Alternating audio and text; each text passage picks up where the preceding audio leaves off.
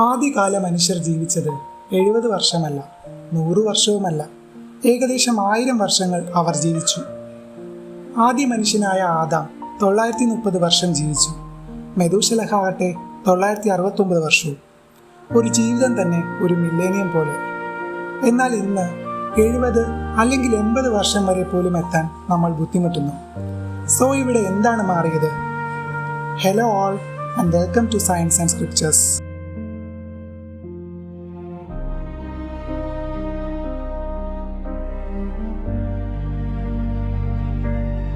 Bible ആരംഭിക്കുന്നത് ഒരു പൂർണ്ണമായ ലോകത്തോടെയാണ്. മരണമില്ല, രോഗമില്ല, ക്ഷയമില്ല. ആദ്യ മനുഷ്യർ ദുർബലരായിരുന്നില്ല. അവർ പൂർണ്ണതയിൽ സൃഷ്ടിക്കപ്പെട്ടു.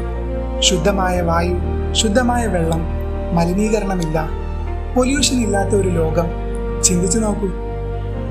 മനുഷ്യ ശരീരം അതിൻ്റെ യഥാർത്ഥ രൂപത്തിൽ പൂർണ്ണമായി പ്രവർത്തിക്കുന്ന ഒരു ലോകം. ശാസ്ത്രം പറയുന്നു മനുഷ്യ ശരീരത്തിന് സ്വയം റിപ്പയർ ചെയ്യാൻ കഴിയുമെന്ന്. സെല്ലുകൾ പുതുക്കപ്പെടുന്നു, DNA തിരുത്തപ്പെടുന്നു, പക്ഷേ ശരിയായ സാഹചര്യങ്ങളിൽ മാത്രം. പഴയ ലോകം ഇന്നത്തേക്കാൾ വ്യത്യസ്തമായിരുന്നോ? ചിലർ വിശ്വസിക്കുന്നു പഴയ ഭൂമിയിൽ കൂടുതൽ ഓക്സിജൻ, കൂടുതൽ സംരക്ഷണം, സ്ഥിരമായ കാലാവസ്ഥയുണ്ടായിരുന്നു.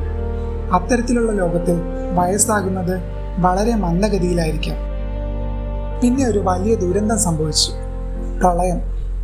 ഭൂമിയെ മുഴുവനായി മാറ്റിമറിച്ച ഒരു സംഭവം.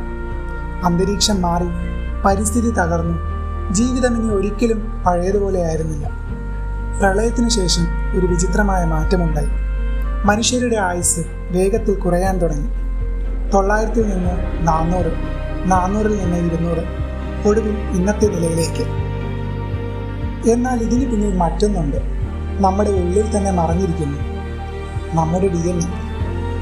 സമയം കഴിയുന്തോറും അതിൽ ചെറിയ പിഴവുകളുണ്ടാകുന്നു. ഓരോ ജനറേഷൻസിലും മനുഷ്യ ശരീരം പതിയെ ദുർബലമാകുന്നു. എന്നാൽ ബൈബിൾ ഇതിലും കൂടുതൽ വെളിപ്പെടുത്തുന്നു. ഇത് സ്വാഭാവികമായ മാറ്റം മാത്രമല്ല, ഇത് ഇൻറ്റൻഷനലാണ്. ദൈവം പ്രഖ്യാപിച്ചു മനുഷ്യൻ്റെ ആയുസ് 120 വർഷമായിരിക്കും. എന്തുകൊണ്ട്?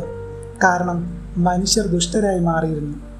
കൂടുതൽ ആയുസ് കൂടുതൽ ദുഷ്ടത വളരാൻ സമയം നൽകുന്നു.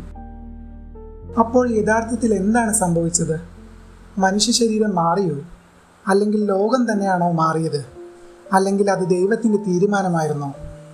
ഒരുപക്ഷെ നമ്മൾ കുറച്ച് വർഷം മാത്രം ജീവിക്കുന്നത് അങ്ങനെ സൃഷ്ടിക്കപ്പെട്ടതുകൊണ്ടല്ല, എന്തോ നഷ്ടപ്പെട്ടതിനാലാണ്. ഇതുപോലുള്ള കൂടുതൽ വീഡിയോകൾക്കായി സയൻസ് ആൻഡ് സ്ക്രിപ്ചേഴ്സിനെ സബ്സ്ക്രൈബ് ചെയ്യൂ.